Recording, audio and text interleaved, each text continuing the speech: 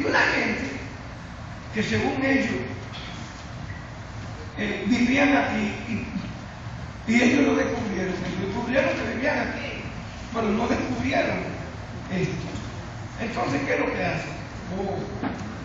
Los obligan, los manipulan, los esclavizan y los explotan. Entonces le ponen horario, le ponen tareas que eran prácticamente imposibles de cumplir. Y comienza entonces la reacción, y comienzan las matanzas, y esa gente que viene y que trae, esa gente trae una cantidad de enfermedades que diezman parte de la población que encontramos, porque aquí no tenían los cuerpos resistencia ni había medicamentos para esas enfermedades, como la veneria, por ejemplo, que trajeron de Europa, que trajeron de Europa. ¿Ustedes creen que, como nos pintan en esa historia idealizada, romántica, farsa, que nos dice, ese tigre que es tan bueno, que se levantaba a la misa, y entonces el padre de las casas ve, ay Dios, esos pobres hijos, no, ella lo vio, ya lo vio, para verlo había caído en el sol del hombre, los habían asesinado, lo habían diezmado, fueron genocidios. Entonces, descubren que en el mercado de Europa la exigencia para ganar cuarto más importante era el azúcar. Y ocurre que estaba en un sitio que tú tirabas la caña de azúcar, le escupías y de una vez estaba moliendo. O sea, en un contexto natural que le era totalmente beneficioso a ese grupo. Y entonces, por necesidad, cuando se han robado el oro, cuando han asesinado a las poblaciones indígenas que encontraron, entonces necesitan reactivar la economía y entonces cuando se opta por el ciclo del azúcar. A partir de 1515, eso duró 30 años, realmente el auge del azúcar comienza a transformarse. Pero ¿qué pasa? Que había muy poco de españoles y además no estaban resueltos, eran unos maraganes. Hay que acabar con los indígenas, quedaban muy pocos. ¿Qué hay que hacer? Traer entonces a alguien que ellos entendían que no eran ni siquiera seres humanos. Entonces apelan a la África y comienza lo que debe ser la desvergüenza más grande de la historia de la trata negrera, donde se calcula que más de 30 millones de africanos fueron arrancados de sus hogares, de su familia, para traerlos en calidad de esclavizados acá. ¿Y qué ocurre? En el segundo viaje de Colón traen plantaciones, traen las cañas para producir azúcar, traen caña. La siembran en el Chabela. Algunos dicen que la sembraron aquí en Azul, pero está prácticamente demostrado que fue en la Isabela. De ahí, entonces, la trasladan a La Vega y nosotros vamos a encontrar que se comienza a sembrar caña, se comienzan a moler y se comienza a hacer no azúcar, como muchos dicen, sino una especie de raspadura que servía para sembrar. ¿Para qué pasa? Que La Vega es mediterránea y para producir azúcar que sea realmente rentable hay que tener mucha cantidad. Pero cuando se se moría. Cuando se iba a moler esa caña para sacar el azúcar, ¿a quién se la vendía? Si no morían 10 gente. Por más azúcar que comieran, no había posibilidad de que fuera rentable. Entonces, había que exportarla a los mercados europeos, pero por la vega no se podía, porque era un pueblo mediterráneo, y de ahí es que viene Ayaguate, y de Yaguate entonces pasa a Nigua, y ahí Nigua, Jaina Insao, se va a conformar un proceso de nacimiento de la primera industria azucarera del Nuevo Mundo. Ahí comienza el auge y se transforma a donde estamos en la ciudad de Santo Domingo, que estaba en decadencia.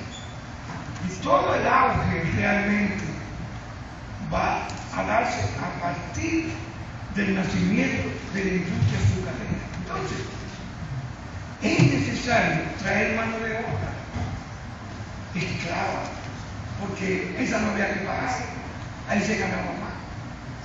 Y es que comienza la trata negrera, donde comienza a realmente traerse las poblaciones africanas en calidad de esclavos. Señores, ellos se metían en las aldeas. Ellos hacían chanchullo con los jefes, inclusive muchos jefes africanos, que les daban los esclavos que tenían. De ahí, de esas aldeas, donde los separaban de la mamá, del papá, de la abuela, del tío, de los hijos, y los llevaban a un lugar al lado, en la costa. Y ahí iban poco a poco juntándolos para que hubiera un número significativo y esperar que viniera un barco. Ahí recibían todos los tipos de maltratos de la política. Y cuando se subían, ojalá que hubiéramos podido presentar la vista fija para ver lo que era realmente un barco negrero. Era así, uno arriba del otro, abajo. Y ahí se hacía la travesía.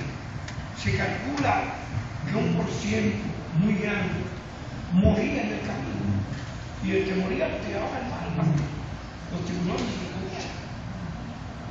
Y cuando llegaban aquí, llegaban flacos, famélicos y enfermos. Nosotros vamos a ir el domingo al lugar a donde llegaban los barcos, por donde lo pasaban y donde lo dejaban, allá en la negreta, lo dejaban varios días como si fueran cerdos, engordándolo para poder venderlo.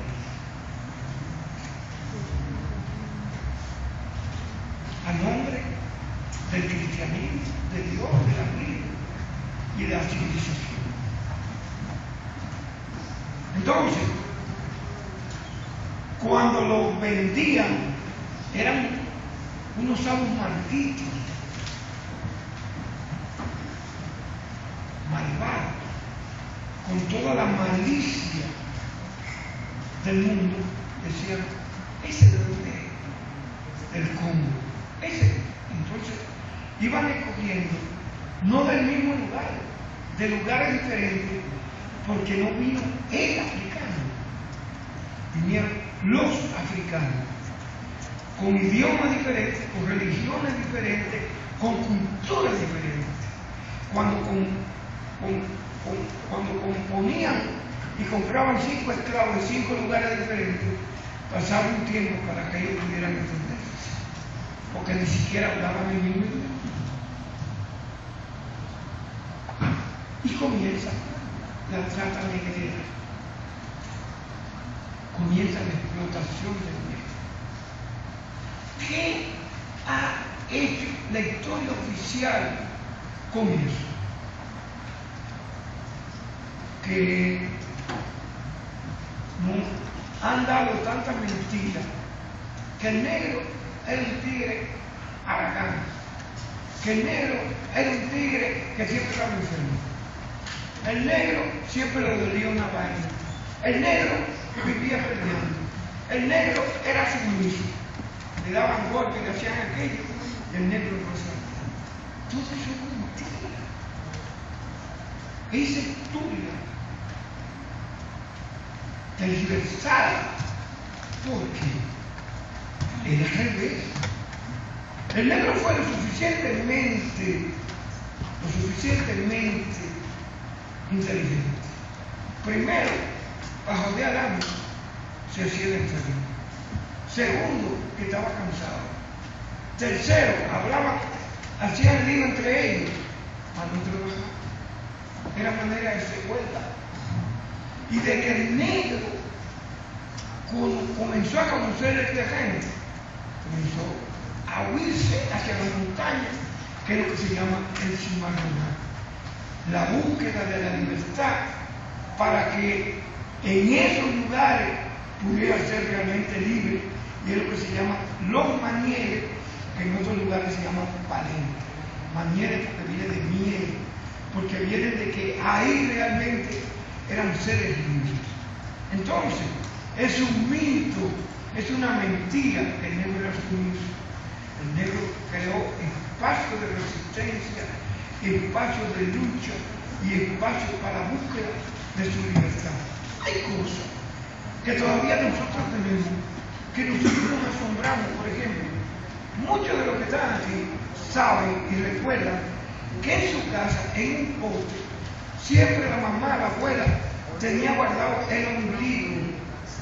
Y uno se pregunta, ¿y eso para qué era? Eso es que el africano tenía como visión ideológica, como los dominicanos que van a Nueva York, la vuelta al África. Y el ombligo era para llevar realmente a su ancestro hacia su lugar de origen. Entonces, esa visión del africano no era sumiso para quedarse inmovilizado aquí, no, era siempre la vuelta al África.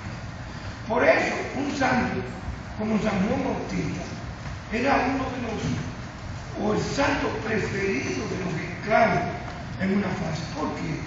Porque el símbolo de San Juan Bautista es el agua, y el agua es el símbolo de la libertad, de la vuelta al África. Pero eso no nos lo había enseñado.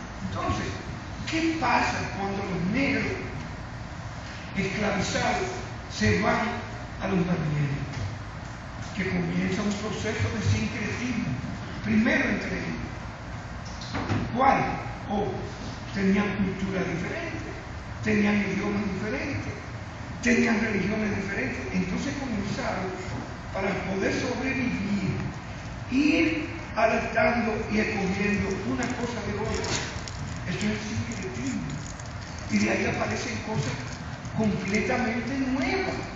El vudú en Haití, ¿qué es el resultado? Nosotros lo trajeron, tal como vinieron de África. No. Hay un proceso donde inclusive hay variables que no lo van a ver en África, que es la religión católica. El proceso inteligente, creativo, del esclavizado, del negro, que cuando el blanco, la élite, el vencedor, entre comillas, lo coloca frente a su creencia religiosa, diciéndole que es una manifestación salvaje, incivilizada, él entonces mira al altar y entonces él ve que hay un tigre que tiene un gorrito rojo, es un cardenal, y él rápidamente busca en el color de la boina roja y de la capa roja, busca en su panteón cuál podía ser el complemento. Y entonces aparece Candelo, Y cuando coge el morado, aparece Marta la dominadora. Y cuando aparece el amarillo, aparece Anaís. O sea, van conformando. Entonces, cuando el español lo ponía frente a el altar, el tigre aceptaba el altar. Pero él no estaba mirando a los santos católicos. Él estaba mirando sus símbolos, sus deidades, en la correspondencia con el color de esa religión impuesta. Entonces comienza una dualidad donde ellos realmente a quien están engañando es a los católicos. Es una actividad totalmente creativa. Pero ¿qué pasa con eso? Que surge una espiritualidad nueva, surge una religión nueva, que no es la católica. Tampoco es la que trajeron exactamente de uno de los lugares de África. Hay un proceso simplex, hay una riqueza, hay una creatividad. Entonces, nosotros vamos a tener que comienza un proceso donde es una religión, no para contemplar, no para que solo me sirva para cuando yo me muera y vaya allá arriba. Es una religión de la cotidianidad, una religión contra la esclavitud, contra la opresión. Es la lucha por la libertad. Y es por eso, señores, que el vudú constituyó el elemento fundamental y determinante en la lucha contra el invasor francés. Comienza la lucha contra el colonizador francés.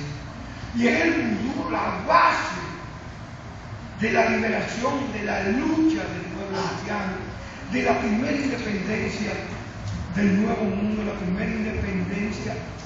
Es la lucha para hacer la ruptura de la desvergüenza de la humanidad, acabando con la ignominia de la esclavitud y decir nunca más.